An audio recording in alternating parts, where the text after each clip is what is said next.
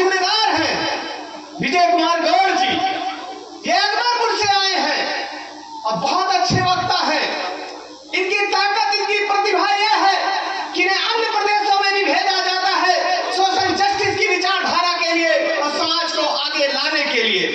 कि मेरे पास बैठे हैं सुनील गौड़ जी, जो आपके समाज के जिला अध्यक्ष हैं चौड़ा शाहपुर के, और मैं बहुत बहादुरी और बहुत बेबाकी से कहना चाहता हूं, जिनका स्नेह और प्रेम मुझे मिलता रहता है, श्री रोशन लाल गौड़ जी, जो रामनगर में अगर 50 नौजवानों के साथ मैं खड़ा हूं, अगर उनके साथ जलपान करने की बात आती है तो मास्टर साहब मेरा हाथ पकड़ लेते हैं और कहते हैं तुम लोग समाज को जगा रहे हो, पैसा कहां से दोगे, हम देंगे।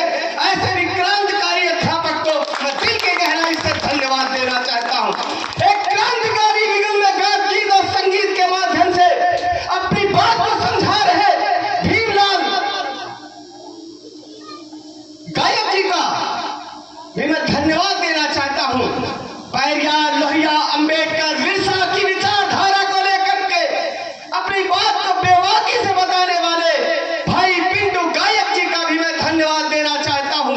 मेरे सामने बहुत बेहतरीन तरह से संचालन कर रहे भाई सुनील मौर्य जी, मैं आपको भी धन्यवाद देना चाहता हूं। और मैं सबसे ज्यादा आभार और धन्यवाद देना चाहता हूं यहाँ के मुखिया, यहाँ के सरपंच भाई रमेश यादव जी को, जो आपकी उपस्थिति यहाँ के कार्यक्रम की शोभा बढ़ा रही है, आपको भी इसके लिए धन्यवाद।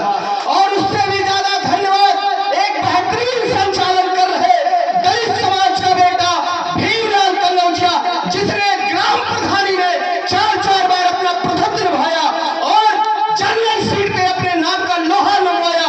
इलाहाबाद यूनिवर्सिटी से शिक्षा दीक्षा पूरी करने के बाद भीमलाल कन्नौजिया ने सोशल जस्टिस की विचारधारा पर अपने आप को निछावर कर दिया। ऐसे दलित समाज के बेटे भाई भीमलाल कन्नौजिया जो कुशल संचालन कर रहे हैं, आपको भी धन्यवाद।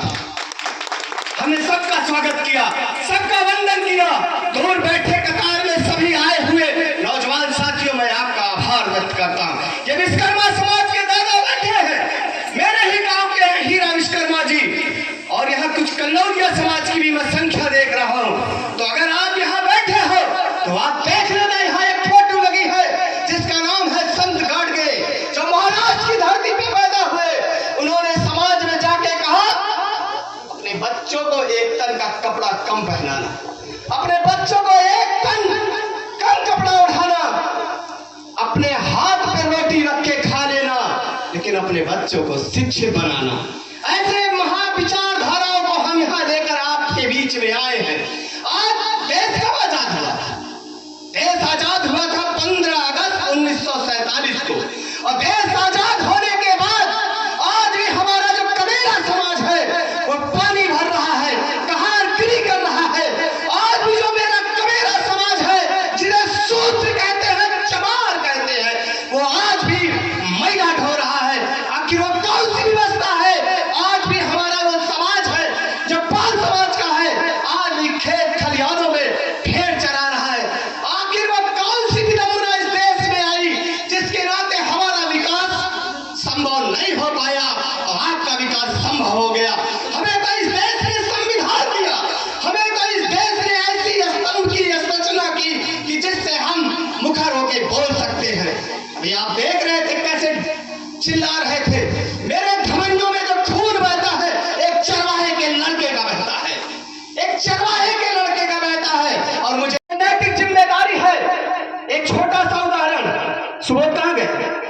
सुबोध से मैंने कहा, ये रोशन लाल जी बैठे हैं, आलापुर तहसील में पता कर लीजिए, यही एक बिमावल के हैं नौजवान आपके रमेश भाई, एक भी अधिवक्ता आपको नहीं मिलेगा जिससे आपका दुर्भाग्य और क्या सकता।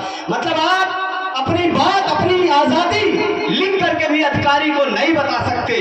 तो मेरे कहने का मतलब है, ईर्ष्या छोड़िए। हम देखते हैं जब समाज में कहां अलग भटक के टहलता है, यादव अलग टहलता है, मुराव अलग टहलता है, गोस्वामी समाज का बेटा अलग टहलता है, दलित समाज का बेटा अलग टहलता है, कन्नौजिया समाज का बेटा अलग टहलता है। सबके अपने ग्रुप, सबकी अपनी धारणा, सबकी अपनी सोच होती है। और एक चीज बता दें, अगर आप लोग इस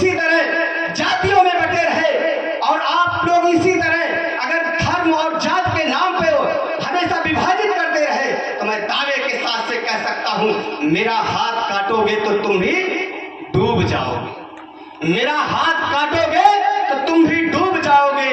अगर हम कश्ती वाले हैं तो तुम पतवार वाले।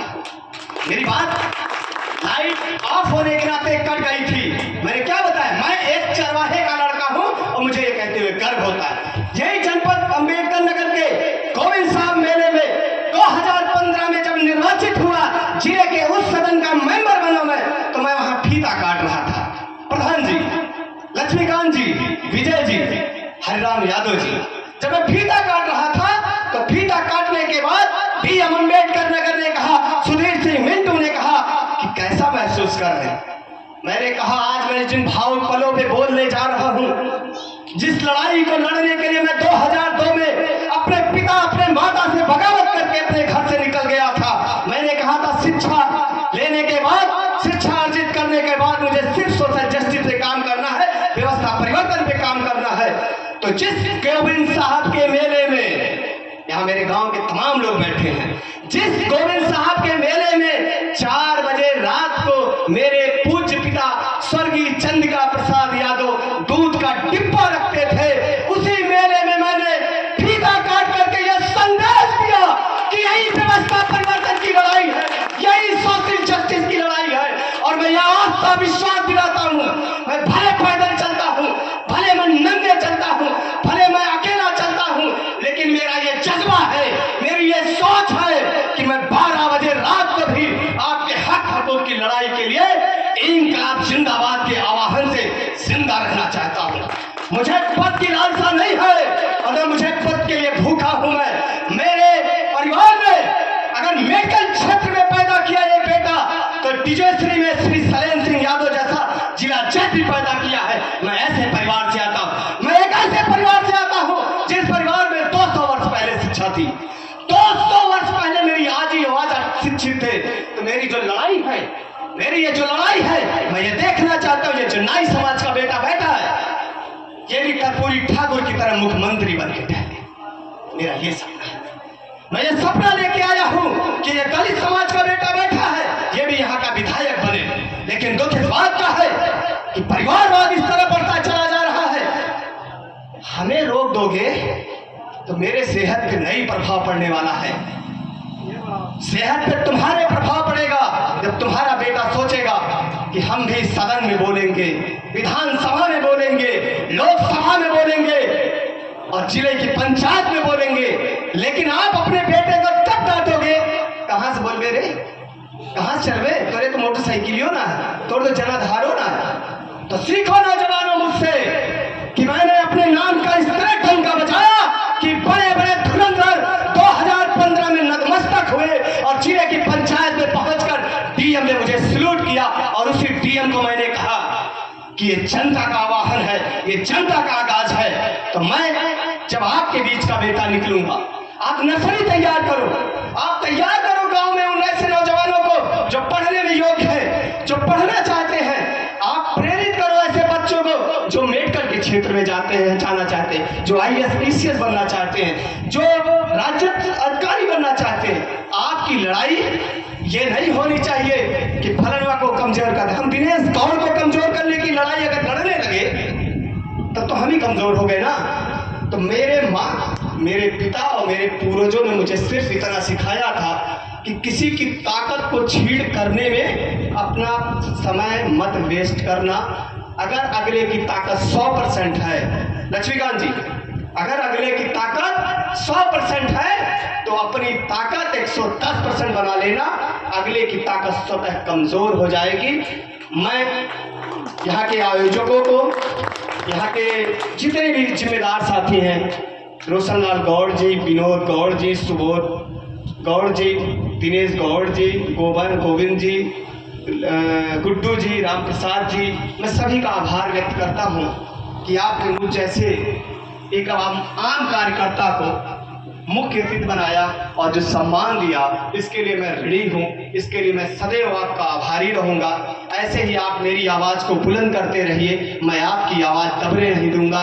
जय हिंद, जय भारत, इंकलाब जिंदाबाद, संविधान जिंदाबाद। अभी लक्ष्मीकांत जी नारा लगवा रहे थे, वीरांगना दुर्गावती अमर रहे।